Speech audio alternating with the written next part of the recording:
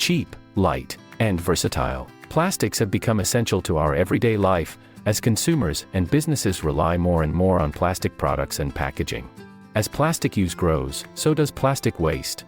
Sadly, much of it ends up in incineration, landfills, or worse, littered around the environment. Launched in 2014, the EU-funded SwitchMed program, led by UNIDO, promoted a green economy in 8 Mediterranean countries, introducing resource-efficient and circular practices in several industrial sectors, including plastic. Worldwide plastic waste production has doubled in the past 20 years, and Israel is one of the world's top consumers of single-use plastics. Most of Israel's municipal waste ends up in landfills or incinerated for energy, while only 7% is recycled. The government has set an ambitious goal: recycle 70% of packaging waste by 2030. In collaboration with the government and stakeholders from the plastic value chain, the SwitchMed program has demonstrated ways of improving plastics recyclability by adopting circular business models. UNIDO implemented 3 pilot projects, 2 focusing on packaging and 1 on plastic films used in agriculture. In Israel, poor choices in packaging design prevent recycling of a significant amount of plastic packaging. This is also the case of flexible multi-material packaging, made up of blends of polymers that are hard to identify and often end up being incinerated. 12% of plastic packaging collected in Israel is of the flexible type. The first pilot project assessed that at least half of this packaging could be recycled if the sector switched to monomaterial flexible packaging and if the existing waste sorting technology would be upgraded. Several economic benefits can be achieved by all actors on the value chain. Reduction of the extended producer responsibility handling fee paid by brands, reduced landfill costs and additional revenues for the Israeli Producers Responsibility Organization from selling sorted plastic waste, increased income from sales for converters.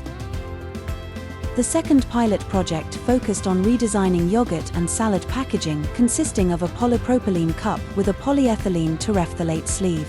Changing to a polyolefin sleeve makes the packaging detectable for recycling. The new design has a marginal impact on the final consumer price and is more resource efficient, halving the carbon footprint.